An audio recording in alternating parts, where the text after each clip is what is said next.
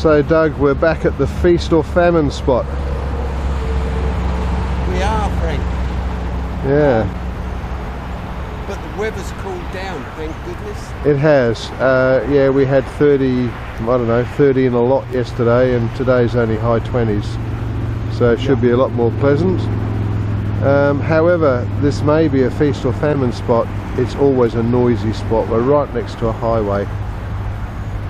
Now, the last trip that we were down here, we fished over there where those plant protectors are, and didn't do that well. And Doug has a habit of pulling nice fish out of here, so no doubt he will try and continue that trend today. But yes, it does tend to be either a few nice fish or not very much at all, and not very many small fish either, Doug. I don't. They average around about 1.5–2 kilos. Yeah. They just go like the clappers. Yes, and a bit like our last trip to Wongalla, this is not very deep water. Probably wouldn't be more than, I'm guessing, 2 to 3 feet. And yeah, if you hook a large carp in that water, it goes absolutely bunter. So yeah, I'm going to try a float today, seeing as Doug did so well at Wongalla. Yes, with the float. I've got a special float for you. Have you, Doug? I shall look forward to seeing that in a minute. Do you want your float now? Oh. No, see, I'll get rid of it. Okay. So when we was at Wongalla, we both found a pelican quill. we did. And yours was a bit bigger than mine, because that's the way you are. Yeah, yeah. So I rustled these up at home. So they're pelican quills from Wongalla, and we're going to fish with them. That is yours. It's got yellow and red. Thank you, Doug. Just because you're pernickety. Look at that. It's even got Punchmaster printed on it. So that was in a pelican not that long ago. Last Thursday. Yeah. Well, yeah, probably before that because it was washed up. But yeah. Doug has created this little masterpiece for me, for which I'm extremely grateful. Doug, thank you very much. I'll give you the bill later. Yeah, okay. Let's not talk about that now. Yeah, so I'm going to give that a swim. Very good. Yeah. Let's get organised. Doug's had 2 casts with his feeder and he's put them both in the bushes on the island. So he's going to try again, I guess. Now, who's on the hook today, Doug? This is Katie. This Katie? is Nigel's Nigel's cousin. cousin. Yeah, well, I hope she fares better than Nigel. Poor old Nigel went to the big wormery in the sky.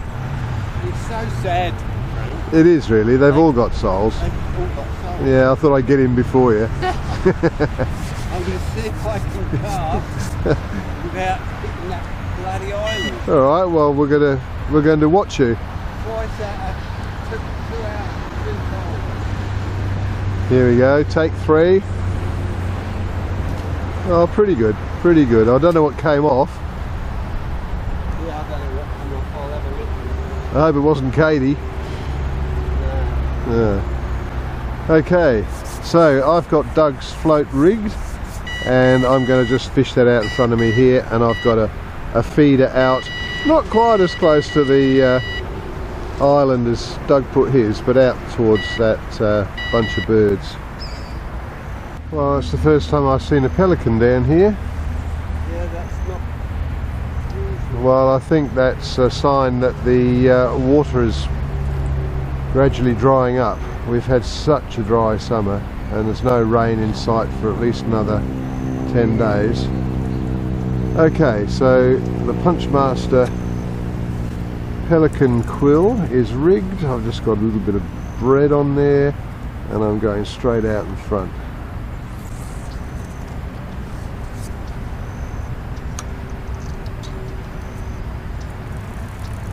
Bring it back a little bit.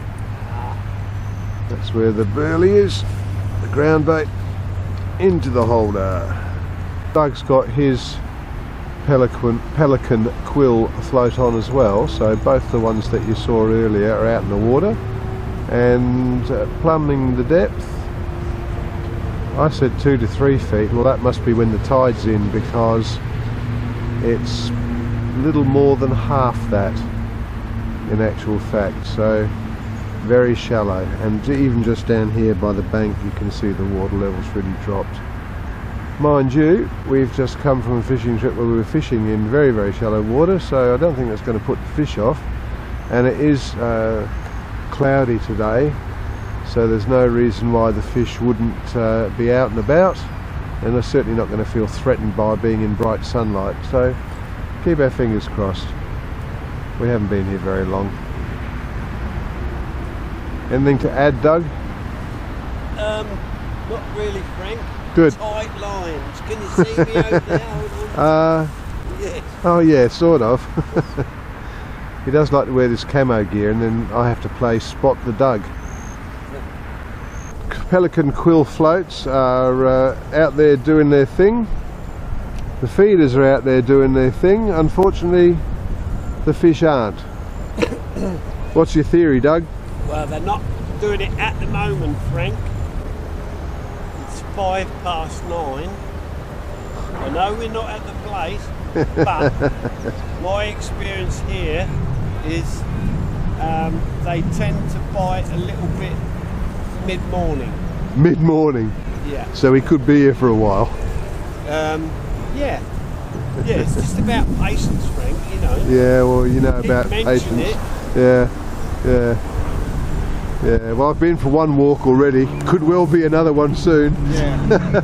I have to be honest, I did go for a bit of a walk and had a look at another spot we fished once before, which now you can't get into pretty well because it's all reeded over, and I have not seen any evidence of a fish at all. So yeah, well, we just have to persevere and see what turns up, but at the moment it's not looking particularly good. Let's get a little bit closer to those reeds. Yeah. Coming up to 10:30, Doug, we haven't even seen a scale. What do you reckon?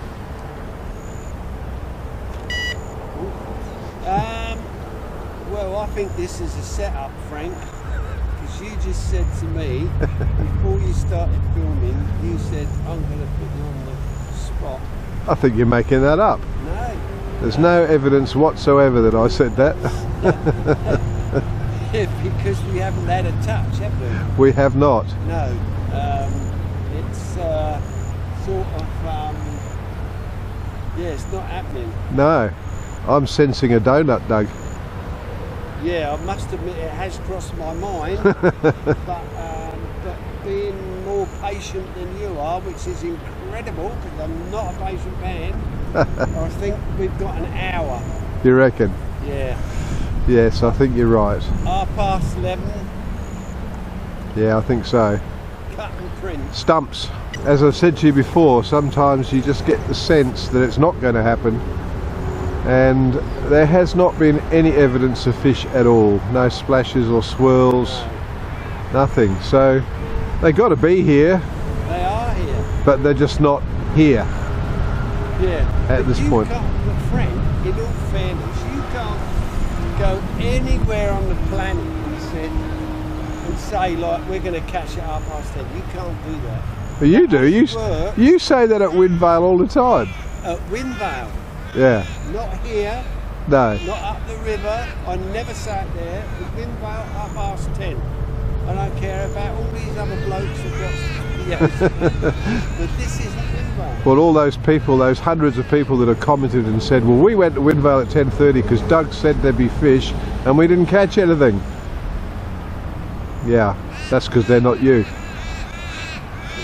Yeah. I am unique, Frank. Yeah. So my mother said. Yes. Oh well, it's a nice morning. What can you say? 3/4 of an hour, Frank, before 11:30. What do you reckon? I reckon we're going to be eating donuts.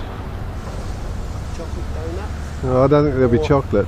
Hundreds and thousands. Oh, well, either or. No, nothing looks like happening, unfortunately. No.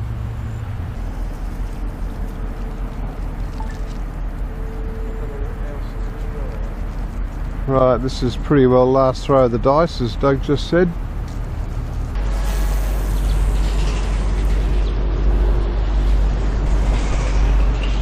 We came, we tried, we failed. Yeah. Yeah, I don't know what to say really, Frank. I've gone quite off the donuts as well. Not really interested in donuts. Yeah, you've got one. Yeah.